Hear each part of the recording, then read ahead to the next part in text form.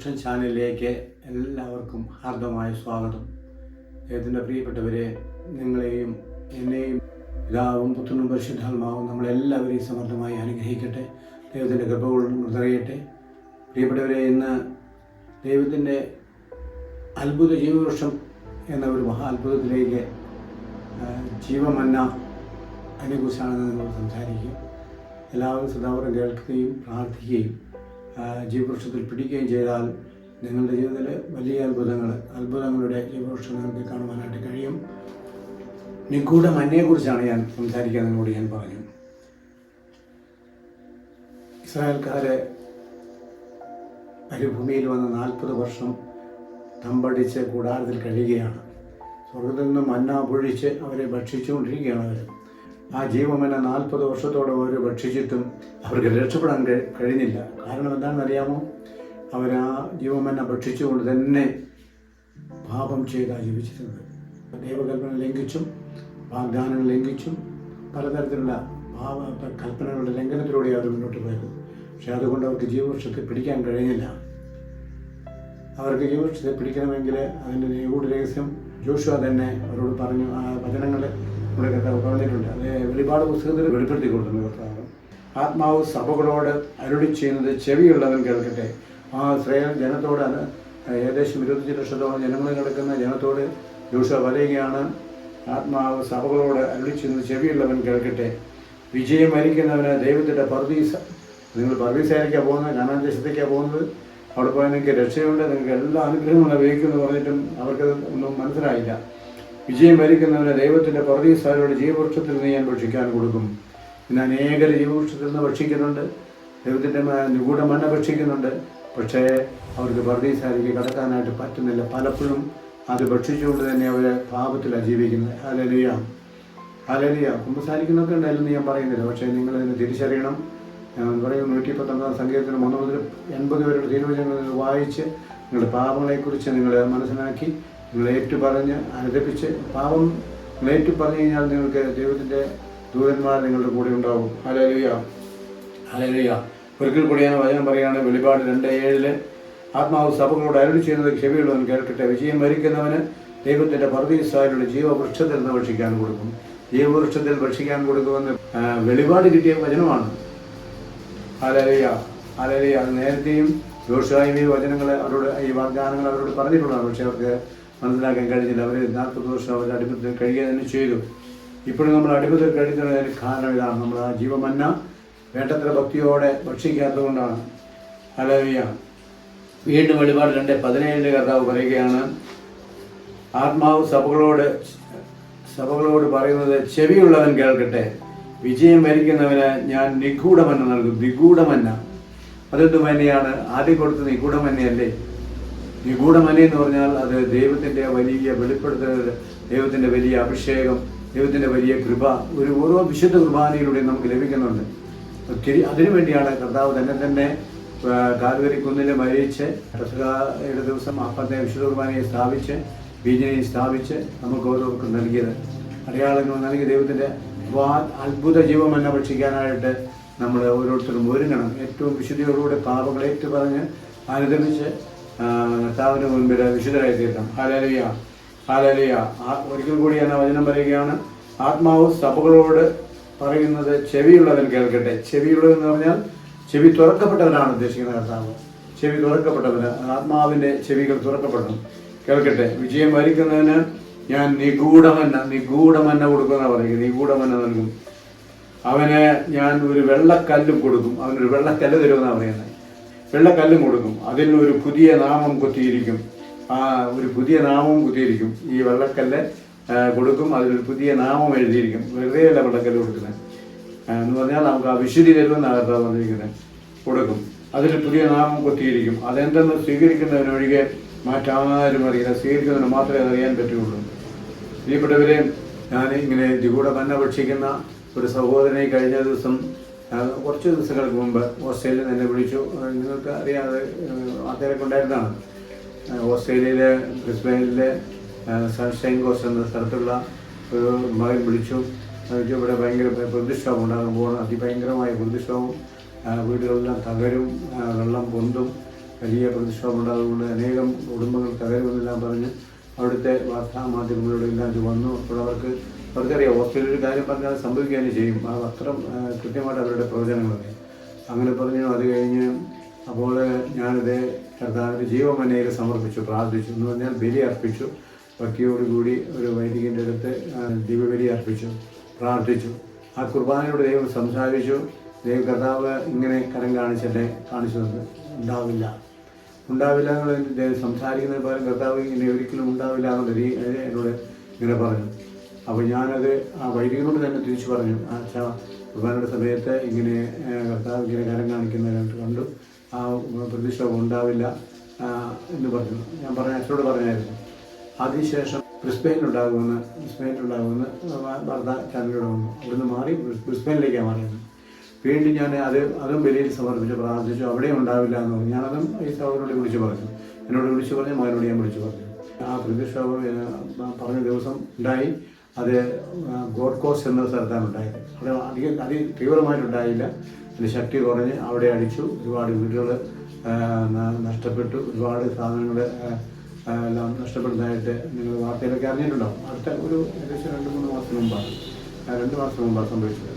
പ്രിയപ്പെട്ടവരെല്ലാം ദൈവത്തിൻ്റെ ജീവവൃക്ഷത്തെ പിടിച്ചിട്ട് പ്രഖ്യാൽ കർത്താവ് നമ്മോട് സംസാരിക്കും.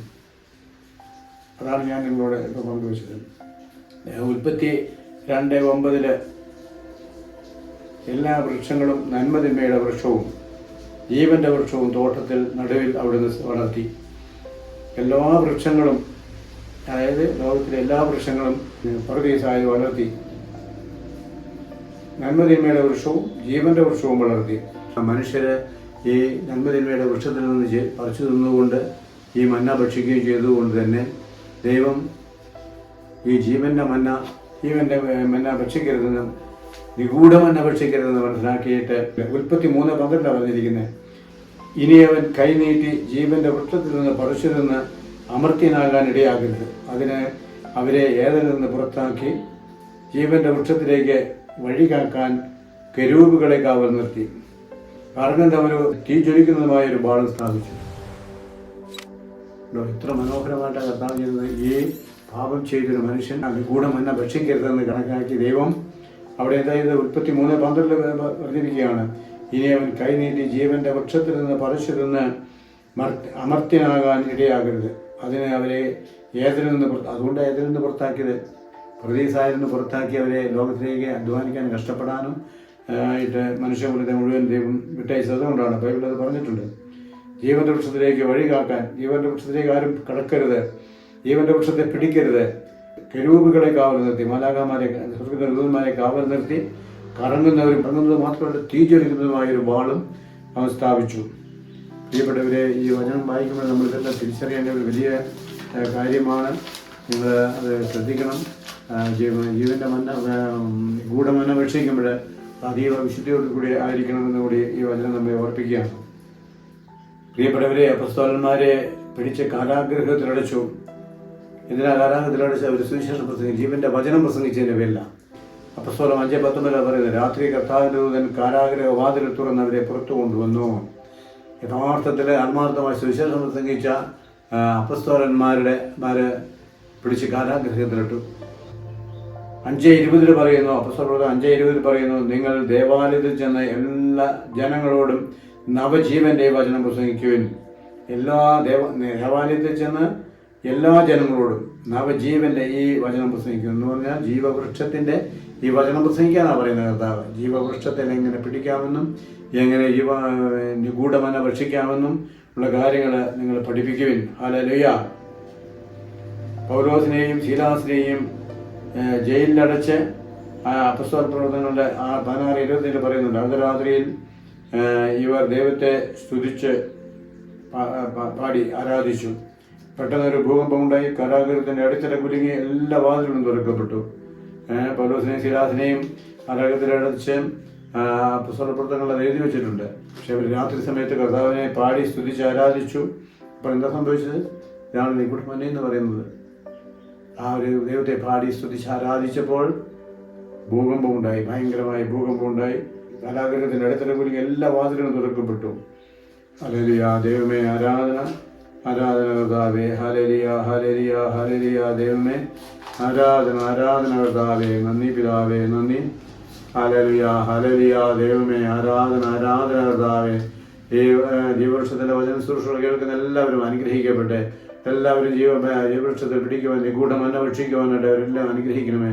വിശുദ്ധ കുർബാനയിലൂടെ സ്വീകരിക്കുന്ന അപ്പവും വീഞ്ഞും കർത്താവേ അത് ഞങ്ങൾക്ക് എല്ലാവർക്കും അനുഗ്രഹത്തിന് കാരണമായിട്ട് ഒരു വിശുദ്ധ കുർബാനയിലൂടെ ലോകത്തിൽ ഏറ്റവും വലിയ അത്ഭുതങ്ങൾ സംഭവിക്കാൻ സാധിക്കുമെന്ന് ദൈവത്തിൻ്റെ അത്ഭുത കരങ്ങളെ നീട്ടി എല്ലാവരെയും ബോധ്യപ്പെടുത്തണമേ. ഹല്ലേലൂയ. നിഗൂഢമന്ന ഭക്ഷിക്കാൻ എല്ലാവരെയും ഇടയാക്കണമെന്ന് പ്രാർത്ഥിക്കുന്നു കർത്താവേ. നന്ദി. ഹല്ലേലൂയ കർത്താവേ. മഹത്വം. Hallelujah hallelujah hallelujah. എല്ലാ മഹത്വം അങ്ങേക്ക് തന്നുകൊണ്ട് പ്രാർത്ഥിക്കും. ഞങ്ങൾക്കെല്ലാം കർത്താവേ ഞങ്ങൾക്കെല്ലാം അങ്ങയുടെ കരുണയും വിശ്വസ്തയും പ്രത്യേക തിരുനാമത്തിന് മഹത്വം ഉണ്ടാവട്ടെ. ഈ ജീവവൃക്ഷ ചാനലിൽ കാണുന്ന എല്ലാവർക്കും വലിയ അനുഗ്രഹങ്ങൾ ലഭിക്കട്ടെ.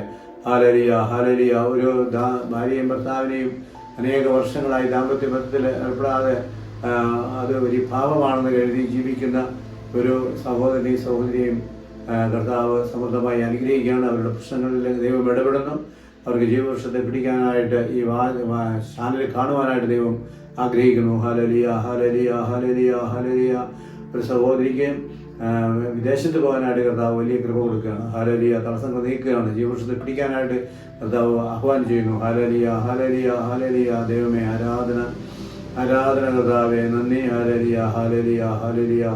ഒരു അനേകം പാപത്തിൽ കുമ്പസാരങ്ങൾ ഏറ്റുപറയാത്ത ഒരു മകനെ അത് പറയുവാനായിട്ട് വലിയ ബോധ്യം കർത്താവ് കൊടുക്കുകയാണ്. ആ മകൻ ഒരു കൗൺസിലിംഗ് ശുശ്രൂഷയിൽ ഇടപെടാനായിട്ട് ദൈവം ആഗ്രഹിക്കുന്നു. ആ മകന് മനസ്സിലാകാത്ത കാര്യങ്ങൾ ദൈവം ആ വ്യക്തിയിലൂടെ വെളിപ്പെടുത്തി കൊടുക്കും. ഹല്ലേലൂയ ഹല്ലേലൂയ ഹല്ലേലൂയ ദൈവമേ ആരാധന ആരാധന കർത്താവേ മഹത്വം. ഹല്ലേലൂയ ഹല്ലേലൂയ ഹല്ലേലൂയ ഹല്ലേലൂയ ദൈവമേ ആരാധന ആരാധന. Hallelujah hallelujah hallelujah. വലിയ സാമ്പത്തിക ഞെരുക്കത്തിൽ കഴിയുന്ന ഒരു മകനെ കർത്താവിൻ്റെ പരദീസയുടെ ജീവവൃക്ഷത്തിൽ നിന്ന് കർത്താവ് കൊടുക്കുകയാണ്. Hallelujah hallelujah. ഇനി ഒരിക്കലും ദാഹിക്കുകയില്ല. ഹല്ലേലൂയ ഹല്ലേലൂയ ദൈവമേ ആരാധന ആരാധന ആരാധന ആരാധന. കർത്താവ് ഇത് കാണുന്ന ഒരു സഹോദരിയെ ഒരു സിസ്റ്ററെ കർത്താവ് അനുഗ്രഹിക്കുകയാണ്. Hallelujah hallelujah. വെറുപ്പ മനസ്സുകൊണ്ട് വെച്ചിരിക്കുന്ന ഒരു സിസ്റ്റർ സഹോദരിയെ കർത്താവ് ഒരു കന്യാസ്ത്രീ സഹോദരിയെ കർത്താവ് അനുഗ്രഹിക്കുകയാണ്. ഈ ചാനൽ കാണുമ്പോൾ അവർക്ക് ക്ഷമിക്കാനായിട്ട് വലിയ കൃപ കൊടുക്കുകയാണ്.